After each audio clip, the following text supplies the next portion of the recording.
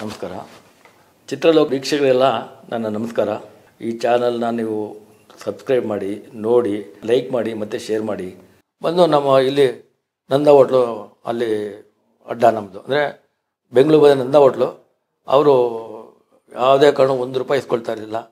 ಅಲ್ಲಿ ನಂದ ಹೋಟ್ಲಲ್ಲಿ ಮಲ್ಕೊಳ್ಳೋದು, ಅದೇ ಸೇಮ್ ಅಲ್ಲಿ ಪ್ಲೇಟು ಗಿಟ್ಟು ಎತ್ತೋದು, ಹೊರಗಡೆ ಗ್ಲಾಸ್ ಇಟ್ಬಿಡೋದು. ಭಾಳ ಒಳ್ಳೆಯವರು. ಇವಾಗಲೂ ಬಾಲರಾಯರಿದ್ದಾರೆ, ಅವರು ದೊಡ್ಡ ಯಜಮಾನರಿಲ್ಲ, ಬಾಲರಾಯರಿದ್ದಾರೆ ಇವಾಗಲೂ. ಅವರು ಅಷ್ಟೇ, ಏನಪ್ಪ ಯಾರದನ್ನ ಯಾಕಪ್ಪ ಬೇಕು ನಿಂಗೆ ಇದೆಲ್ಲ, ಇಷ್ಟು ಹುಡುಗ ಓದೋದು ಬಿಟ್ಬಿಟ್ಟು ಹಿಂಗೆಲ್ಲ ನೀನು ಅಲಿತಾ ಇದೆಯಲ್ಲ, ಮನೆಗೆ ಹೋಗಯ್ಯ ನೀನು ಅನ್ನೋರು. ಇಲ್ಲಣ್ಣ ಮನೆಗೆ ಹೋಗಲ್ಲ. ಅವ್ರ ಅಣ್ಣ ವಾಸುರಾಯರಂತ, ಅವ್ರ ಅಣ್ಣ. ಸರಿ ಇಲ್ಲಣ್ಣ ನಮ್ಮ ಮನೆಗೆ ಹೋಗಲ್ಲ, ನಾನು ಹೊಡಿತಾರೆ ಬಡಿತಾರೆ, ನಾನು ಹೋಗಲ್ಲ ಅಂತ.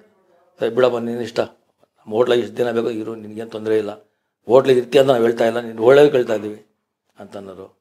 ಸರಿ ಊಟ ತಿಂಡಿ ಅದಕ್ಕಿದೆ, ನನಗೆ ಏನು ತೊಂದರೆ ಆಗ್ತಾ ಇರಲಿಲ್ಲ. ಸ್ವಲ್ಪ ದಿನ ಇಲ್ಲಿರೋದು, ಮತ್ತೆ ಬಟ್ರಾಸ್ಕೊಬಿಡೋದು, ಮತ್ತೆ ಹೋಗಿ ಸೀದಾ ಅಣ್ಣ ಹತ್ರ ಮನೆ ಹೋಗೋದು. ಅಣ್ಣ ನಾನು ಮನೆಗೆ ಹೋಗಿ ಹೇಳ್ಬಿಟ್ಟು ಬಂದಿದ್ದೀನಿ ಅಂತ ಹೇಳೋದು. ಹಂಗೇ ಇದೆ. ಸರಿ ಏನಾಯಿತು, ಸಾಕ್ಷಾತ್ಕಾರ ಪಿಕ್ಚರು ಇಲ್ಲ ಊರಿಗೆ ಶಾರದಾ ಸ್ಟುಡಿಯೋದಲ್ಲಿ ಅಣ್ಣವ್ರದ್ದು ಶೂಟಿಂಗು. ಸರಿ ಏನು ಮಾಡಿದೆ, ನೈಟ್ಗೆ ಶಾರದಾ ಸ್ಟುಡಿಯೋಗೆ ಹೋದೆ. ಅಲ್ಲಿ ಸ್ವಲ್ಪ ಅದೇ ಟಿ ವಿ ಕೊಡುವಾಗ ಅಲ್ಲಿ ಇಲ್ಲಿ ಎಲ್ಲ ನನಗೆ ಪರಿಚಯ ಇತ್ತಲ್ಲ. ಮೀಸೆ ಸೀನಣ್ಣ ಆಚೆ ಕೂತ್ಕೊಂಡಿದ್ರು. ಹೋಗಿ ನಮಸ್ಕಾರ ಅಣ್ಣ ಅಂದೆ ಕನ್ನಡದಲ್ಲಿ. ಓ ಏನಪ್ಪ ಕನ್ನಡದಲ್ಲಿ ಮಾತಾಡ್ತೀಯಾ, ಎಲ್ಲಿಂದ ಬಂದೆ, ಏನು ಕತೆ? ಈ ಥರ ಬೆಂಗಳೂರಿಂದ ಬಂದಿದ್ದೀನಣ್ಣ ಅಂದೆ. ಯಾಕೆ? ಅಣ್ಣವ್ರು ನೋಡಬೇಕು. ಅಲ್ಲಪ್ಪ, ಅಣ್ಣವ್ರು ನೋಡಬೇಕು ಅಂತ ಬೆಂಗಳೂರಿಂದ ಇಷ್ಟು ಇನ್ನೂ ಚಿಕ್ಕ ಹುಡುಗ ನೀನು, ನೀಗೇನು ಗೊತ್ತಿಲ್ಲ, ಏನೇ ನಿಮ್ಮ ತಾಯಿ ತಂದೆ ಏನು ತಿಳ್ಕೊಳ್ತಾರೆ, ಹಿಂಗೆಲ್ಲ ಬರ್ಬೋದಾ ನೀನು ಅಂತ ಅವರು ಸ್ವಲ್ಪ ಬುದ್ಧಿ ಹೇಳಿದ್ರು. ಏನೇ ಮಾಡಿದ್ರು ಕೂಡ ಇದಾಗಲಿಲ್ಲ. ಆಮೇಲೆ ಅಣ್ಣವ್ರು ಆಚೆ ಬಂದರು. ಹೋಗಿ ಕಾಲಿಗೆ ನಮಸ್ಕಾರ ಮಾಡಿದೆ. ಏನೋ ಕುಸೆ, ಎಲ್ಲಿಂದ ಬಂದಿದ್ದೀನಿ ನೀನು, ಯಾರಿದ್ದಾರೆ, ಎಲ್ಲಿ ಯಾರಿದ್ದಾರೆ, ಎಲ್ಲಿ ತಂದೆ ಯಾರಿದ್ದಾರೆ, ಎಲ್ಲಿ ಹಿಂಗೆ ನೋಡ್ತಾವ್ರೆ, ಯಾರ ಜೊತೆ ಇದ್ದಾರೆ ಅಂದ್ಬಿಟ್ಟು. ಯಾರೂ ಇಲ್ಲ, ನಾನೇ ಬಂದುಬಿಟ್ಟೆ. ಅಯ್ಯೋ ಇಲ್ಲಿಂದ ಬಂದಿದ್ದೆ ನೀನು, ಹೆಂಗೆ ಬಂದೆ ಅಂತಂದ್ಬಿಟ್ಟು ಅವ್ರು ಮಾತಾಡೋದು ಎಷ್ಟೊಳ್ಳೆ ಶಾರ್ಟ್ ರೆಡಿ ಅಂತ ಅಣ್ಣವ್ರು ಹೊರಗಡೆ ಹೋಗ್ಬಿಟ್ರು. ಆಮೇಲೆ ಅಯ್ಯೋ ಹೋದ್ರಲ್ಲ ಅಣ್ಣವ್ರು ಅಂದ್ಕೊಂಡು ನಾನು ಒಳಗಡೆ ಹೋಗೋದೆ. ಅವರು ಬೇಡ ಬಿಡಲ್ಲ ಅಂದ್ಬಿಟ್ಟು ವಾಚ್ಮೆನ್ನು. ಮತ್ತು ಸೀನಣ್ಣ ಹತ್ರ ಬಂದೆ. ಸೀನಣ್ಣ ಹೇಳಿದ್ರು, ಒಂದು ಕೆಲಸ ಮಾಡಪ್ಪ, ಹಿಂಗೆಲ್ಲ ಬರಬಾರ್ದು, ನಾಳೆ ದಿನ ಏನೋ ನಿಂಗೆ ಹೆಚ್ಚು ಕಡಿಮೆ ಆದರೆ ಅಣ್ಣವ್ರ ಹೆಸರು ಕೆಟ್ಟೋಗ್ಬಿಡುತ್ತೆ, ಅದಕ್ಕೋಸ್ಕರ ಯಾವುದೇ ಕಾರಣಕ್ಕೂ ಹಿಂಗೆಲ್ಲ ಮಾಡಬೇಡ ನೀನು ಅಂತಂದ್ಬಿಟ್ಟು ಸ್ವಲ್ಪ ದುಡ್ಡು ಕೊಟ್ಟರು. ನೀನು ಸೀದಾ ಬೆಂಗಳೂರಿಗೆ ಹೋಗಿ ಮುಂದೆ ನೋಡೋಣ, ಯಾವಾಗ ಅಣ್ಣವ್ರಿಗೆ ಮೀಟ್ ಮಾಡ್ತೀನಿ ಹಂಗೆಲ್ಲ ಹೇಳ್ಬಿಟ್ಟು ನಂಗೆ ಸ್ವಲ್ಪ ದುಡ್ಡು ಕೊಟ್ಟರು ಸೀನಣ್ಣ. ಬಂದೆ. ಏನಪ್ಪ ಮಾಡೋದು, ಎಲ್ಲ ಮನೆಗೆ ಕಳಿಸು ಅಂತಲೇ ಅವರೆಲ್ಲ ಒಬ್ಬರಾದ್ರು ಸರಿ ಇರು ಅಂತ ಹೇಳ್ತಾ ಇಲ್ಲ ಅಂತ ಚಿಂತೆ ನನಗೆ. ಸೊ ಏನೋ ಮಾಡಿ ಮತ್ತೆ ಬೆಂಗಳೂರಿಗೆ ಬಂದೆ. ಅಲ್ಲಿ ಪ್ರೊಡಕ್ಷನ್ ಮ್ಯಾನೇಜರ್ ಡೆಲ್ವಿ ಸರ್ ಅಂತಂದ್ಬಿಟ್ಟು, ಅವರು ಪುಣ್ಯಾತ್ಮ, ನಮ್ಮ ದೇವ್ರ ಥರ ಅವರು, ನೆನೆಸ್ಕೊಬೇಕ. ಪ್ರೊಡಕ್ಷನ್ನು ಹುಡುಗರೆಲ್ಲ ನಮ್ಮ 4 ಜನ. ಅಲ್ಲಿ ನಾನು ಇನ್ನೂ ಪ್ರೊಡಕ್ಷನ್ಗೆ ಆಗಲ್ಲ, ದೊಡ್ಡ ವೆಯ್ಟ್ ಎತ್ತಕ್ಕಾಗಲ್ಲ. ಅಂದರೆ ನನಗೆ ಮನೆ 13-14 ವರ್ಷ ಇರಬೇಕು ಅಷ್ಟೇ. 13 ದೊಡ್ಡ ಲೈಟ್ಗಳು ಎತ್ತಕ್ಕಾಗಲ್ಲ, ಸಾಮಾನು ಎತ್ತಕ್ಕಾಗಲ್ಲ, ಫ್ಲೇಟ್ ಎತ್ತಕ್ಕಾಗಲ್ಲ. ಸೊ ಆಗಿರ್ಬೇಕು, ನನಗೆ ಯಾರು ಕೆಲಸ ಕೊಡ್ತಾರೆ? ನಾನು ಆವಾಗೂ ಅಷ್ಟೇ, ಮಡ್ರಾಸಲ್ಲೂ ಕೂಡ ಅಷ್ಟೇ ಪ್ರೊಡಕ್ಷನ್ ಬಾಯ್ ತಮಿಳು ಪಿಕ್ಚರ್ಗೂ ಟ್ರೈ ಮಾಡಿದೆ. ಯಾರು ಚಿನ್ನಪ್ಪ ನಾನು ಸ್ವಾಮಿ ನಂಗೆ ದುಡ್ಡು ಬೇಡ, ಏನು ಬೇಡ ನನಗೆ ಗೊತ್ತಿರೋದಕ್ಕೆ ಯಾರು ತೊಗೊಂಡೋಗ್ತಾ ಇರಲಿಲ್ಲ. ಸರಿ ಏನು ಇಲ್ಲೂ ನಂದೇ ಹೋಟ್ಲ ಹತ್ರ ಕೂತ್ಕೊಂಡಿದ್ದೀನಿ. ಅಲ್ಲಿ ಡೆಲ್ಲಿ ಹತ್ರ ಓಕೆ ಕೇಳ್ತಾ, ಡೆಲ್ಲಿ ಅಣ್ಣ ನಂಗೂ ಪ್ರೊಡಕ್ಷನ್ ಕೆಲಸ ಕೊಡಿ ಅಣ್ಣ ಅಂತಂದ್ಬಿಟ್ಟು ಆಯಿತು. 4 ಜನ ಹುಡುಗರು ಇದ್ರು ಅಲ್ಲಿ, ಚೆನ್ನ, ಪ್ರಭು ಇವರೆಲ್ಲ ಇದ್ದರು. ಸರಿ ನಮ್ಮ ಇವರು ಆತನಲ್ಲಿ ಹೇಳ್ತೀವಿ, ಶಾಂತರಾಜು ಅಂದ್ಬಿಟ್ಟು, ಸರಿ ಗುಳೇಶ್ ಅಂತವರು. ಏನು ಮಾಡೋದು, ಯೋಚನೆ ಮಾಡ್ತಾಯಿದ್ದೆ.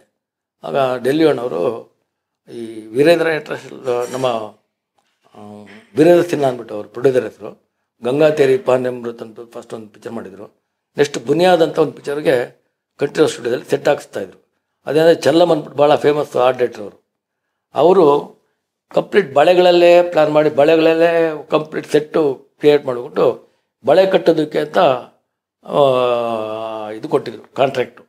ಡೆಲ್ವಿ ಅದಕ್ಕೆ ಇನ್ಚಾರ್ಜು. ಸರಿ ನಮ್ಮನ್ನು ಎಲ್ಲ ಬಳೆ ಕಟ್ಟೋಕ್ಕೆ ತೊಗೊಂಡೋಗಿ ಬಳೆ ಜೋಡಿಸಿ ಇದು ಮಾಡೋಕ್ಕೆ ಕೊಟ್ರಲ್ಲಿ. ಪರ್ ಡೇ ₹10 ಸಂಬಳ ಅಂತ ಹೇಳಿದ್ರು.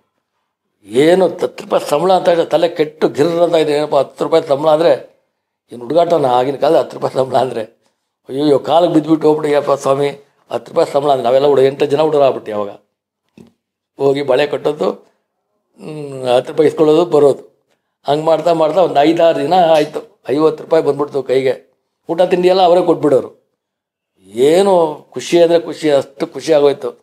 ಡೆಲ್ಲಿ ಅಣ್ಣಂದೇ ಅಣ್ಣ ತುಂಬ ಥ್ಯಾಂಕ್ಸ್ ಅಣ್ಣ ಅಂತ ಅಂದ್ಬಿಟ್ಟು, ಅಣ್ಣ ಇಲ್ಲೇ ನಂದ ಹೋಟ್ಲ ಹತ್ರ ಇರ್ತೀನಣ್ಣ ನಾನು, ನಂಗೆ ಹೇಳ್ಬಿಡಿ ಅಣ್ಣ ಅವ್ರಿಗೆ.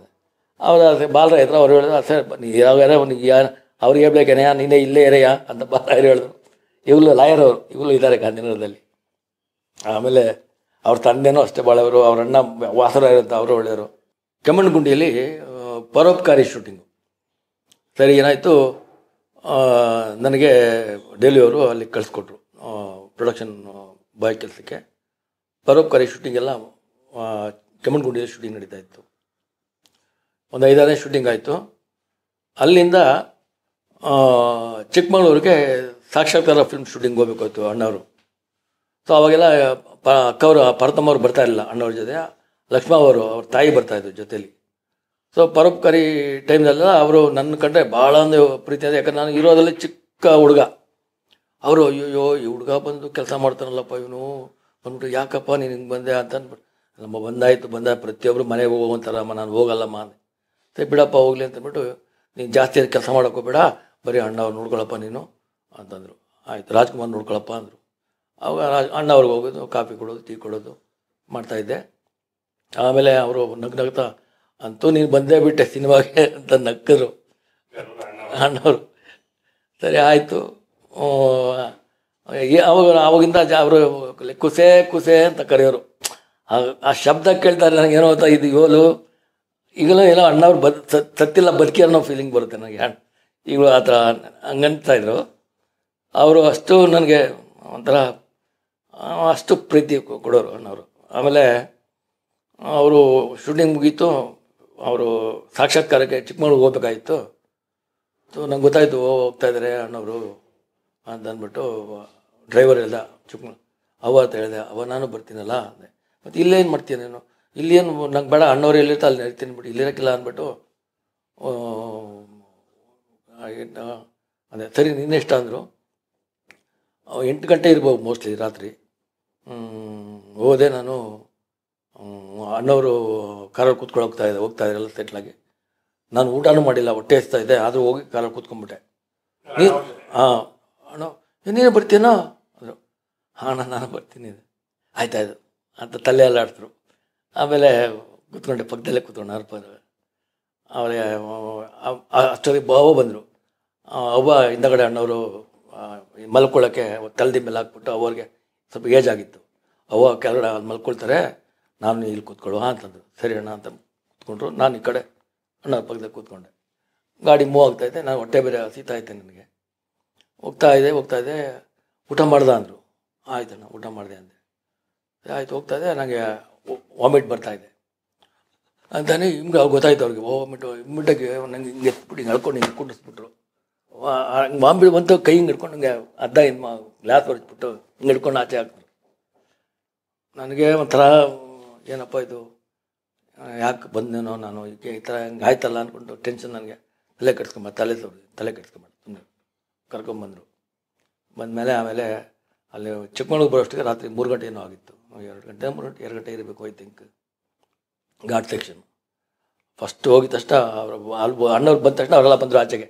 ಬಸೇಗೌಡ ಎಸ್ಟೇಟ್ ಅಂದ್ಬಿಟ್ಟು ಎಲ್ಲ ಅವರು ಅಣ್ಣವ್ರಿಗೆ ಅವರೇ ಎಲ್ಲ ಎಸ್ಟೇಟ ಇರ್ತಾಯಿದ್ರು. ಅಣ್ಣವ್ರಿಗೆ ಒಂಥರ ಸ್ಪೆಷಲ್ ರೂಮ್ ಕೊಡ್ತಿದ್ರು. ಮಿಕ್ಕಿದ್ದು ವಾಟೆಕಾನ್ ಎಸ್ಟೇಟ್ ಅಂತ ಅಲ್ಲಿ ಟೆಕ್ನಿಷಿಯನ್ ಇರ್ತಾಯಿದ್ರು. ಅಣ್ಣವರು ಪುಟ್ಟಣ್ಣವರೆಲ್ಲ ಇಲ್ಲಿ ಇರ್ತಾಯಿದ್ರು. ಇಮ್ಮಿಡಿಯಾಗಿ ಅವ್ರಿಗೆ ಹೋಗಿದ ತಕ್ಷಣ ಅಣ್ಣವ್ರು ಕೇಳಿದ್ರು ಊಟ ಆಯ್ತಾ ನಮ್ಮದು. ನಂದಾಯ್ತು, ಈ ಮಗು ಊಟ ಮಾಡಿಲ್ಲ, ಮಗು ಊಟ ಕೊಟ್ಬಿಡಿ ಫಸ್ಟು ಅಂತ ಹೇಳಿದ್ರು. ಅಷ್ಟೊತ್ತಲ್ಲಿ ಊಟ ಎಲ್ಲ ಕೊಟ್ಟರು. ಅವಾಗಿನ 13-14 ವಯಸ್ಸೇ ಅಷ್ಟೇ. ಸಾಕ್ಷಾತ್ಕಾರದಲ್ಲಿ ಹೋಗ್ಬಿಟ್ಟೆ. ಅಲ್ಲಿಂದ ಪ್ರೊಡಕ್ಷನ್ ಹುಡುಗರು ಕೆಲಸ ಜೊತೆಲಿ ಜಾಯ್ನ್ ಆಗ್ಬಿಟ್ಟೆ. ಡೆಲ್ಲಿ ನಮ್ಮ ಪ್ರೊಡಕ್ಷನ್ ಮ್ಯಾನೇಜರು. ಆಮೇಲೆ ಪ್ರಭು ಅವರು ಚೆನ್ನ ಅಂತ ಎಲ್ಲ ಜೊತೆ ಕೆಲಸ ಮಾಡ್ತಾಯಿದ್ದೆ. ಮಲ್ಲಿಕ್ ಅವರು ಪ್ರೊಡ್ಯೂಸರ್ ಆ ಪಿಕ್ಚರ್ಗೆ. ಶೂಟಿಂಗ್ ನಡೀತಾ ಇದೆ. ಜಮುನಾ ಹೀರೋಯಿನು, ಆಮೇಲೆ ಅಣ್ಣವ್ರ ಹೀರೋ, ಪೃಥ್ವಿರಾಜ್ ಕಪೂರು ಅದರಲ್ಲಿ ಆಕ್ಟ್ ಮಾಡ್ತಾಯಿದ್ದಾರೆ. ಹಾಗೆ ಒಂದು 5-6 ದಿನ ಆಯಿತು. ಆದರೆ ಏನಾಗೋದು, ಅಲ್ಲಿ ಲೈಟ್ ಬಾಯ್ಸು ಮೊಯ್ದೀನ್ ಅಂತ ಒಬ್ಬ, ಅವನು ಮಾತಿದ್ರೆ ನನಗೆ ಕರೆಯೋನು, ಡೇ ವಾಡ ಹಿಂಗೆ ಅಂತಂದ್ಬಿಟ್ಟು ರೋಪ ಅವನು ಬೇರೆ ದೊಡ್ಡವಾಗ ಯಾರು ಕರೀತಲ್ಲ. ಅವ್ನಿಗೆ ಏನೇ ಬೇಕಾದ್ರೂ ನಮಗೆ ಕರೆಯೋನು. ಈಗ ಲೊಕೇಶನ್ ಎಲ್ಲ ಇರುತ್ತೆ, ಬೆಳಗ್ಗೆ ತಿಂಡಿ ತೊಗೊಂಡು ಇಡ್ಲಿ ಅದು ಇದು ತೊಗೊಂಡೋದ್ರೆ, ವಡೆ ಇದೆಲ್ಲ ತೊಗೊಂಡೋದ್ರೆ ಜಾಸ್ತಿ ಅವನೇ ತಿನ್ಬಿಡೋನು. ಒಂದು 10 ವಡೆ 10 ಇಡ್ಲಿ ಹಿಂಗೆ ತಿನ್ಬಿಡೋನು. ಆಮೇಲೆ ಚಿಕನ್ ನೈಟು ಸರ್ವ್ ಮಾಡ್ತಾರೆ, ಚಿಕನ್ ಎಲ್ಲ ಮಾಡಿದ್ರೆ ಇನ್ನೂ ಪೋಡು ಅಂತ ಅಂದ್ಬಿಟ್ಟು ಹಾಕ್ಸ್ಕೊಂಬಿಡೋನು. ದೊಡ್ಡವ್ರ ಯಾರು ಕೇಳ್ತಾರೆ, ನನಗೆ ಕೇಳೋನು. ನನಗೆ ಟೆನ್ಷನ್, ಏನಪ್ಪ ಇವನು ನನಗೆ ಹಿಂಗೆ ಮಾಡಿ ಹಿಂಗೆಲ್ಲ ತಿಂತಾನಲ್ಲ, ಬೇರೆ ಎಲ್ಲ 5 ಇಡ್ಲಿ 6 ಇಡ್ಲಿ ತಿಂತಾನೆ, 10 ವಡೆ 10 ಇಡ್ಲಿ ತಿಂತಾನ ಅಂತ ನಂಗೆ ಟೆನ್ಷನ್. ಆಮೇಲೆ ಕೆಲವು ಇವ್ರಿಗೆಲ್ಲ ಕೊಟ್ಟು ನಮ್ಗಳಿಗೆ ಸಿಗ್ತಾ ಇಲ್ಲ ಪ್ರೊಡಕ್ಷನ್ ಬಾಯ್ಸ್ಗೆ. ಅವಾಗ ಏನು ಮಾಡೋದು? ಆಮೇಲೆ ಋಷಭೇಂದ್ರ ಅಂತ ಒಬ್ಬರಿದ್ದರು, ಸ್ಟಿಲ್ ಫೋಟೋಗ್ರಾಫರು, ಭಾಳ ಫೇಮಸ್ ಅವರು. ಅಣ್ಣವ್ರ ಪಿಚ್ಚಲ್ಲ ಅವರೇ ಮಾಡ್ತಾಯಿದ್ದು ಜಾಸ್ತಿ. ಅವ್ರು ಋಷಭೇಂದ್ರ ಏನು ಅಷ್ಟೇ ಮಾತಿದ್ರೆ ಅತ್ತಮ್ಮ ಇತ್ತಮ್ಮ ಅಂತ ಟೆನ್ಷನ್ನು. ರಾಜಾರಾಮ್ ಸರ್ ಹತ್ರ ಒಬ್ಬರು ಇದ್ದರು ಅಸ್ಟೆಂಟು, ಅದನ್ನು ಅಷ್ಟೇ ಟಾರ್ಚರು.